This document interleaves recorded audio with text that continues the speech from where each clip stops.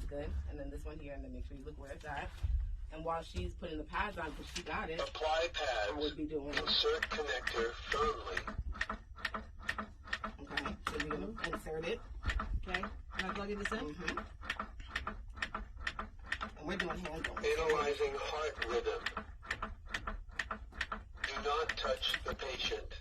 And I don't touch him. And every one of these Shock do these? advised. Shock. Advised. Charging.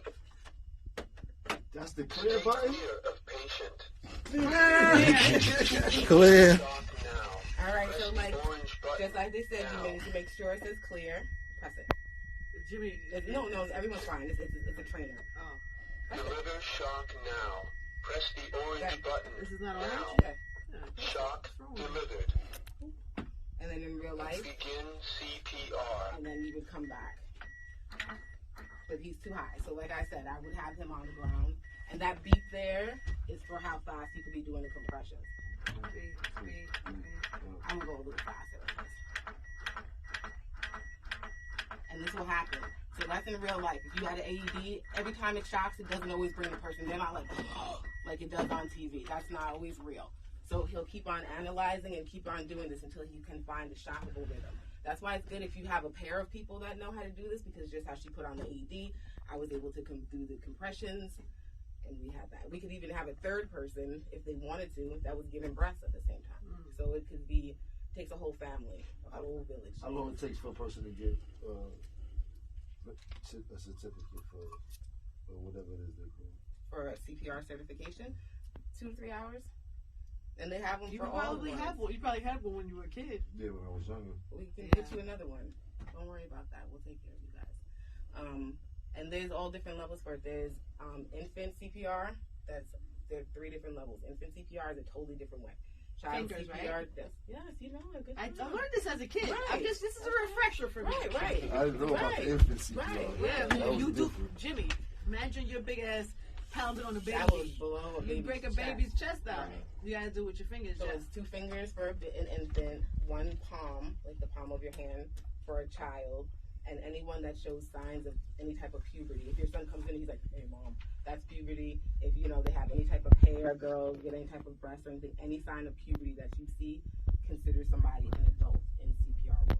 Got it. But before that, a kid is 1 hand and a baby is 2 fingers, and it's the same thing, right? It's in the same place. The A same little bit. place. A baby is up a little bit higher, but everybody else is in the same thing. The only people, this is gonna go like a little here. The only people that don't get it, well, I would say everyone gets it. I was gonna say you guys, if someone's choking, the people that are choking get That's it. hemlock. The Heimlich maneuver, but pregnant and overweight So people. I tried that too. I didn't know what was going on. Yeah, you tried everything.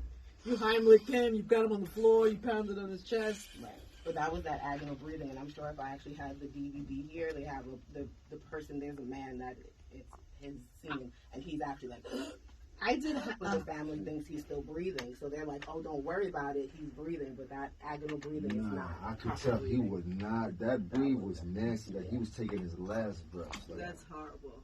That's so scary. When I was younger, I was babysitting a little girl, and she was eating some of these little cheese crackers or whatever, and she stopped. And I know enough to know that if you don't hear them coughing, it means they're really choking.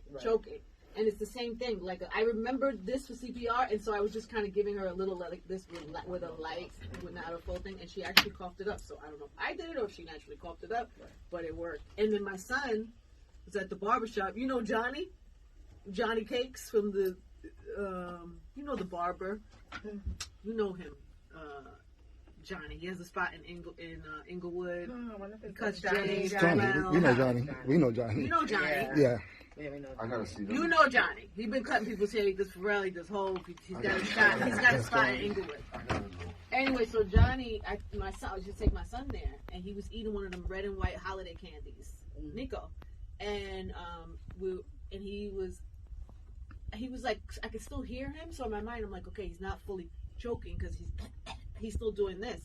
So I froze, and I'm like a calm person. So but I was waiting to see, and so I'm just looking at him like, is he breathing? Is he not? And he's going, and Johnny came around.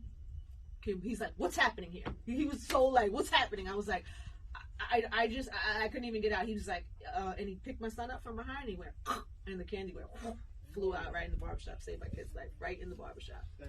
Yeah, it's amazing. So you just never know when you need that or how it affects people. Or and CPR doesn't always start happening as CPR. It starts as choking and an obstruction that you couldn't, dislodge. And if you can't get it out, what do you think happens? That person ends up needing CPR. So a lot of different, there's a lot of different avenues to get to CPR. It's not just like, oh, my grandpa was at home and he's like, that's just some of it. Yeah.